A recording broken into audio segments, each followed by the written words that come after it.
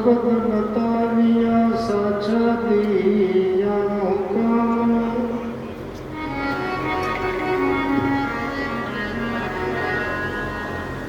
कांते वंदत तुम चरण साच गुरु सतनाम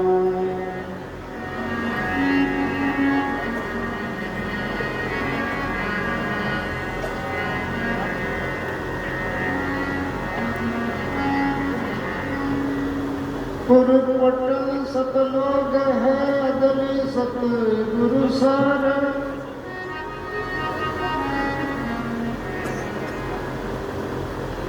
भगति हेत से उतरे हम पाया दीदार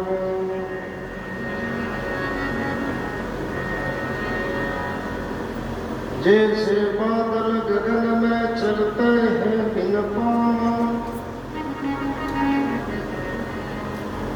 ऐसे पुरुष कबीर सार सुन मेरे समान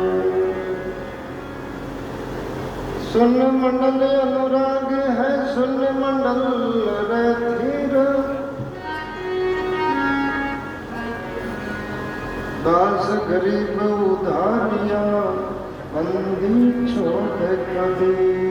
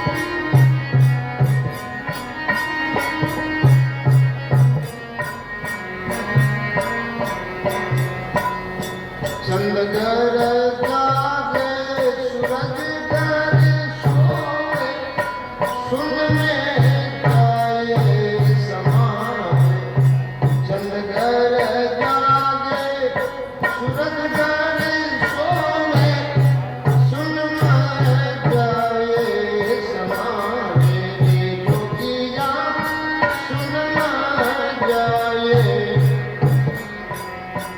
सत्य पुरुष का ज्ञानी दरद है सत्य पुरुष का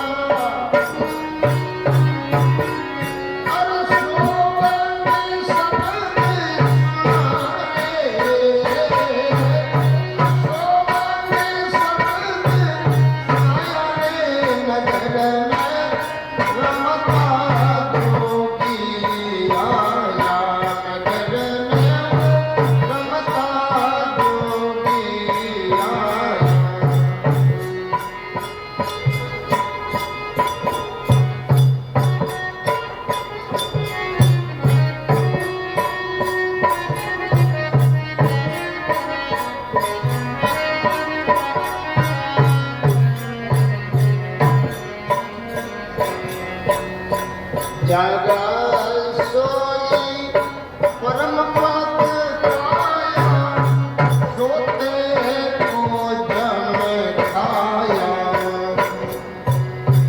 जागा सोई परम पद पाया सोते को जम खाया साधु भाई सोते को जम खाया केरे कबीर सा सुनो भाई संतो केरे कबीर सा सुनो भाई अरे अगल संदेशा लाया रे अगल संदेशा लाया रे नगर में रमता जोगी आया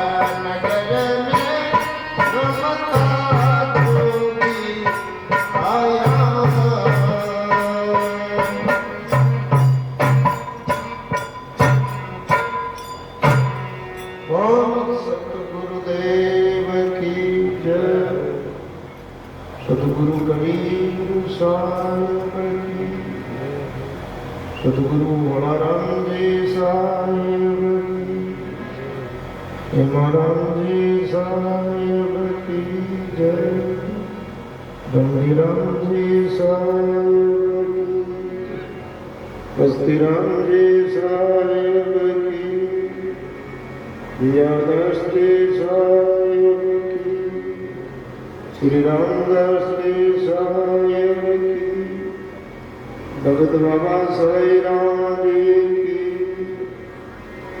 अनंत कोटि संत महात्मा की सत्य सनातन धर्म की जय हो।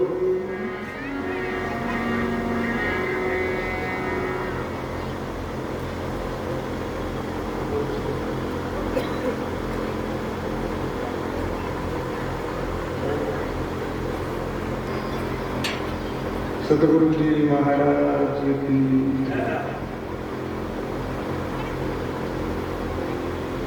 परम सर्वे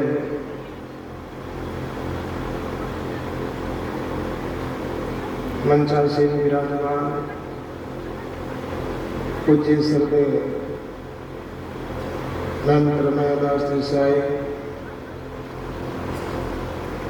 वयोवृद्ध चौदास देसाई बालकिशन जी साई प्रेमदास जी सत्य प्रकाश जी और पूज्य स्वामी मामू महाराज लीलामय जी छोटा जी कला महाराज सभी संतों को सादर साहे बंदगी।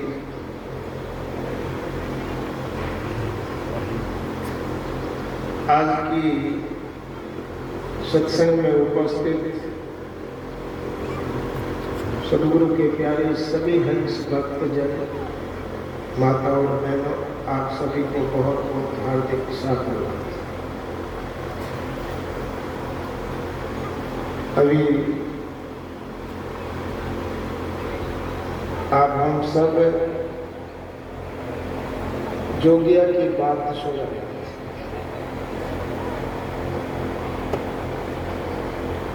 अगर वाणी के विषय को हम लोग विचार पूर्वक समझने का प्रयास करें, गाने की बात तो अलग है, गाना सरल है, लेकिन इसका विवेचन करना कि क्या गाया और उस गाने में क्या सार था, और वो गाने की बात हमको क्या कह रहे थे, हम कहाँ हैं और वो गाने की बात क्या है, किस जोगी की बात कही जा रही है। कोई हमारे जैसे जो है, जैसे कोई जो है कि वेश धारण करके जो है कि घूम रहा, उस जोगी की बात नहीं कही। ये आत्मा जोगी जो हमारे और आपके सबके अंदर जो है विद्यमान है। जोगी इसलिए कि ये बहुत पुरानी, अनादिकाल से, इस जन्म से ये आत्मा नहीं है। ऐसे अनेकों अनेक जो है जन्म धारण किए, अनंत अनंत जन्मों से जो है ये जन्म धारण करता हुआ आ रहा है। ये जोगी आज तक जो है इससे छुटकारा नहीं पाया। किससे? कर्मों से।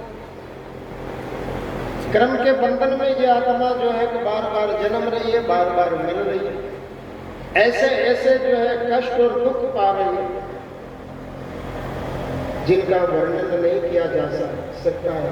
कबूक देव भयो कर्मन से, कबूक इंद्र कहायो, कबूक पक्षु पक्षी पुनि जलचर की पतंग दिखायो, अब के सतगुरु मोई जगत। आज हम ये बात जो है गा रहे हैं, ये किसका प्रताप है? हमारा प्रताप? ये तो सतगुरु की देन है, उनकी दया है।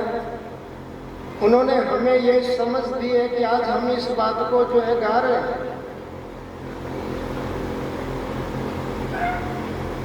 कि अभी भाई राम प्रसाद जी ने भजन गाया था, हाथ छड़ी हीरा जड़ी, सिर पर टोप हजारी, शेष सूरज सेवा करे ऐसा जोगी तपधारी। ये कौन है? अरे शेष सूरज सा जो प्रकाश है वो जोगी कौन है? अरे गाने में तो 4 जो है लाइन है, 2 लाइन है या 10 लाइन है, उसको बोल दिया, लेकिन ये है कौन जोगी?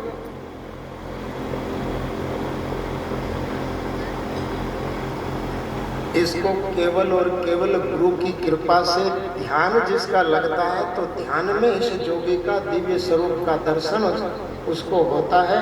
जो साधक है, जो भक्त है, जो साधना में जो है लीन है, उसके जीवन की ये बात।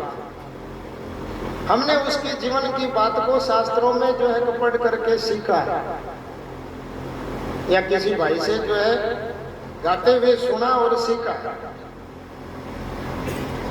अंदर जोगी का जो है प्रभाव हमको अभी तक जो है प्राप्त नहीं हुआ है, उसका जो है प्रकाश नहीं हुआ है। और जब जो है अपने ही अंदर में उसका दिव्य प्रकाश होगा, तब हम गाएंगे नहीं। जो पा लेता नहीं, मजूरी कर लेता है, धन इकट्ठा कमा लेता है, तो फिर कहता हुआ नहीं फिरता। जिसने जो है धन पा लिया नहीं, फिर तो वो जो है अंदर ही अंदर में जो है गर्क रहता है। ये तो जब कभी मस्ती की धुन आती है, तब जो है बात जो है अनुभव से निकलती है, कहने से नहीं निकलती, किसी को देख करके नहीं निकलती।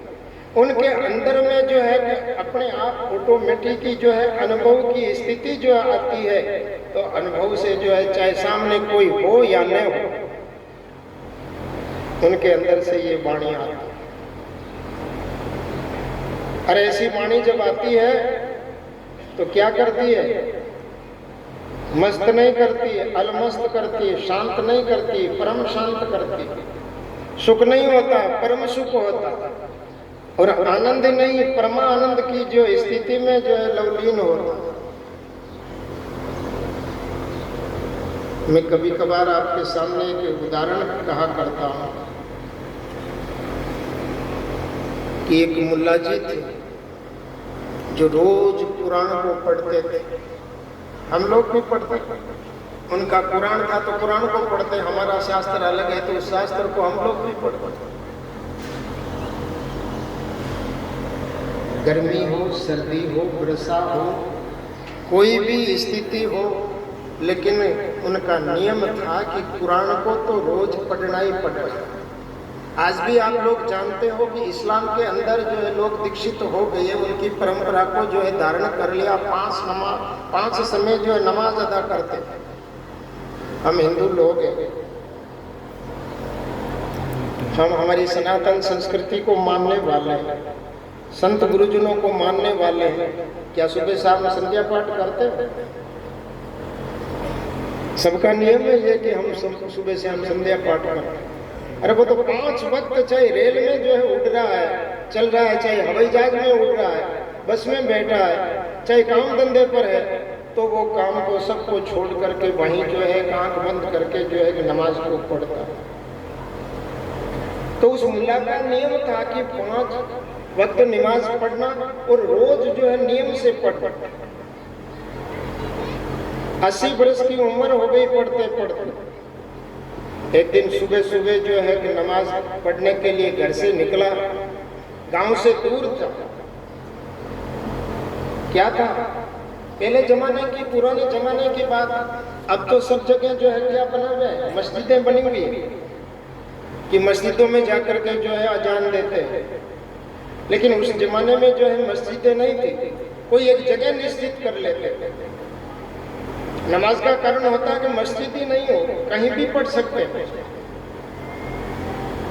तो कोई जगह निश्चित की हुई थी, वो भी गांव से दूर थी। तो वो रोज जो है मुल्ला जी जाता, बाकी लोग भी आते।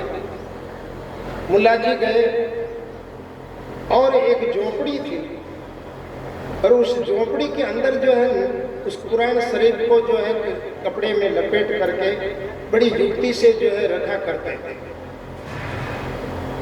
आज देखो क्या हुआ, एक जो है चमत्कार हुआ। अंदर की शक्ति ने जोर पकड़ा, आत्मिक पावर जो है इतना बड़ा कि वो गए उस झोंपड़ी के अंदर जहां पर नमाज रखी हुई थी। रोज प्रणाम करता, आज प्रणाम नहीं किया। माचिस से जो है, माचिस भी शायद उस जमाने में नहीं रही होगी, चकमक से कैसे भी जो है आग प्रकट की और उससे जो है कुरान को आग लगा। मैं दूर की बात नहीं कह रहा हूँ, दरियाव जी महाराज का रेण धाम यहाँ नजदीक में है। दरियाव जी महाराज ने शास्त्रों को इस जो है तालाब के अंदर बहा दिया, डुबो दिया।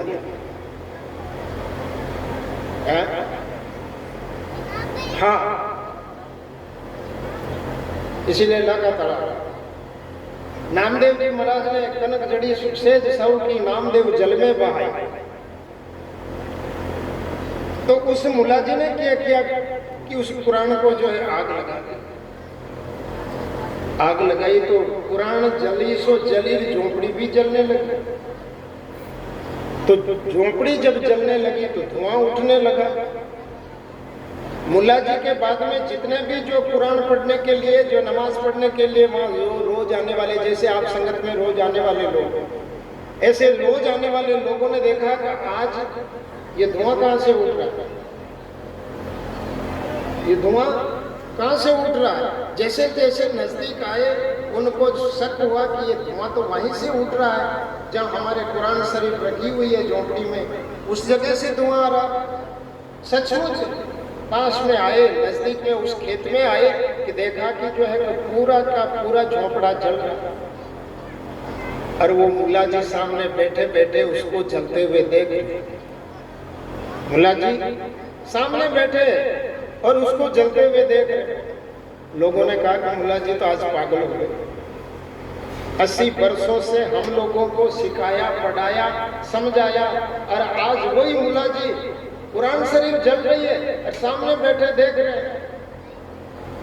लोग दौड़े और दौड़ करके उसको बुझाने का प्रयास किया। मुल्ला जी ने कहा मत प्रयास करो, फालतू है, बेकार है, कोई नतीजा नहीं मिलेगा इसका। तो लोग सोचे कि ये क्या हुआ, मुल्ला जी ऐसे कैसे कह रहे हैं। अब उन्होंने देखा कि कुरान तो वैसे ही जल गई है। सभी लोग मुल्ला जी के पास में आए और पूछने लगे, मुल्ला जी आज ये क्या हो गया। पूरे जीवन भर आप लोगों ने आपने हमको जो है इस प्रकार से समझाया, और आज आपकी आंखों के सामने जो है हमारा पवित्र ग्रंथ कुरान वो जल गया, और आप टस से मस नहीं हुए, इधर से उधर नहीं हुए, कुछ नहीं किया। तो कबीर साहब की वाणी आती है कि मिले मुर्शिद महर करके मुरीदा ज्ञान लगाया है, अरे किताबा खोल दिल अंदर हकीकत के सुनाया। कहा ये छोटी सी कुरान थी, थोड़े से शब्द इसमें लिखे हुए थे, और इसमें इतने आसक्त हो गए कि 80 वर्षों से माथापच्ची इसी की कर रहे हैं। लेकिन सजनों, आज मेरे दिल के अंदर असली कुरान प्रकट हो गई, इसलिए इस नकली की मुझे जरूरत नहीं रही। इसको मैंने ही जलाया, किसी और ने इसको नहीं जलाया, मैंने ही इसको जलाया। क्यों? अंदर की किताब खुल गई। हम भजन गाएं, हम ध्यान करें, हम जाप करें, हम किसी भी प्रकार का जो है सुरती शब्द का योग करें, लेकिन जब तक अंदर का जो है खेल प्रकट न हो, अंदर की स्थिति हमारे समझ में नहीं आए, तब तक जो है हमको बाहर ही बाहर जो है कुछ न कुछ करना ही पड़ता है। और जब अंदर में दरवाजा मिल गया, प्रवेश हो गए, भीतर प्रवेश हो गए, तो बाहर का दृश्य हमारे लिए कोई काम का नहीं। इस परकोटे के अंदर आ गए, इसके अंदर बैठ गए, तो फिर बाहर क्या हो रहा है उससे हमें कोई ताल्लुकात नहीं।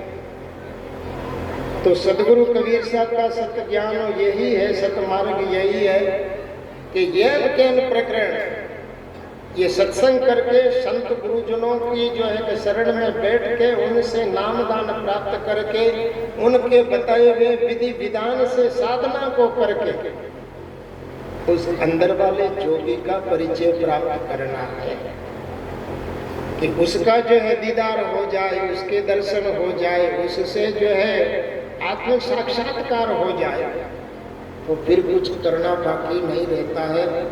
इन भजनों में यही सब कुछ जो है हम लोगों को समझाया गया है।